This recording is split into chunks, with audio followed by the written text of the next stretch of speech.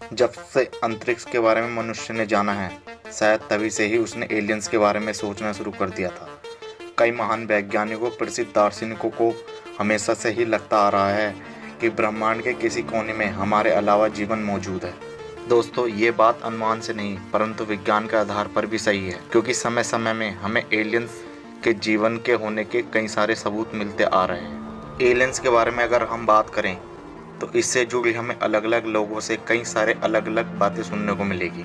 कोई कहेगा कि एलियंस यूएफओ में सवार होकर आते हैं, तो कोई कहेगा कि एलियंस आज भी अमेरिका की एरिया 51 में रखे गए हैं, तो फिर कुछ कहेंगे कि एलियंस के कारण ही बरमुंडा ट्रायंगल इतना खतरनाक बन चुका है, तो कुछ कहेंगे प्राचीन काल में एलियंस ने ही गिजा के पिरामिड को बनवाया था। लेकिन वैज्ञानिकों को लगता है कि पृथ्वी के पास 1000 तारे ऐसे मौजूद हैं जहां आज भी एलियंस हो सकते हैं। जी हां, आप लोगों ने सही सुना। वर्तमान में किए गए प्रयोगों से पता चलता है कि एलियंस हमारे बहुत ज़्यादा करीब हैं, इतना करीब कि जिनके बारे में आप सोच भी नहीं सकते। वैज्ञानिकों के किए गए प्रयोगों में से 1000 के आसपास सटीक रूप से कहूँ तो 1004 ऐसे तारे मिले हैं जिस पर एलियंस के होने की संभावना काफ़ी ज़्यादा है।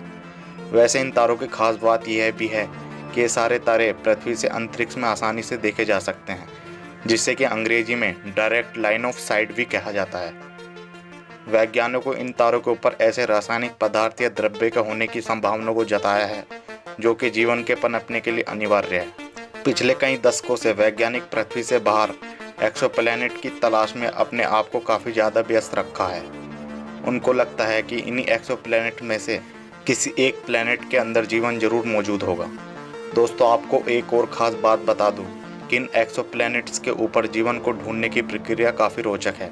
किसी भी प्लैनेट्स या तारे के ऊपर अगर जीवन को ढूंढना है तो एक बात का हमेशा ध्यान रखना पड़ता है कि वो प्लैनेट्स या तारा किस तरीके से प्रकाश को अंतरिक्ष में रिफ्लेक्ट करता है। गौरतलब बात है कि वैज्ञानिक इन ग्रह और तारों को ढूंढने के लिए अंतरिक्ष में स्थित दूरबीनों का इस्तेमाल करते हैं। ऐसे में जिस ग्रह या तारे को वैज्ञानिक देख रहे होते हैं, उस ग्रह या तारे से रिफ्लेक्ट होने वाले प्रकाश की किरणों को ही आधार मानकर यह नतीजा निकाला जाता है कि आखिर उस ग्रह या तारे पर जीवन हो सकता है या नहीं। दोस्तों, कुछ इस तरीके से ही वैज्ञानिक एलियंस का पता अंतरिक्ष में लगाते हैं।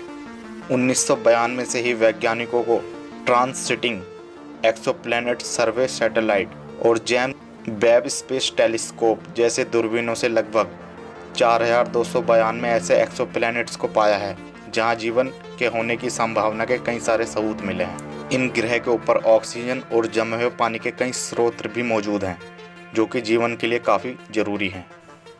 वैज्ञानिकों को लगता है कि एलियंस के पास भी हमारे जैसा या हमारे से भी उन्नत दूरबीन होगी जिसके जरिए वो काफ़ी दूर से ही हमारे ऊपर नज़र रखते होंगे।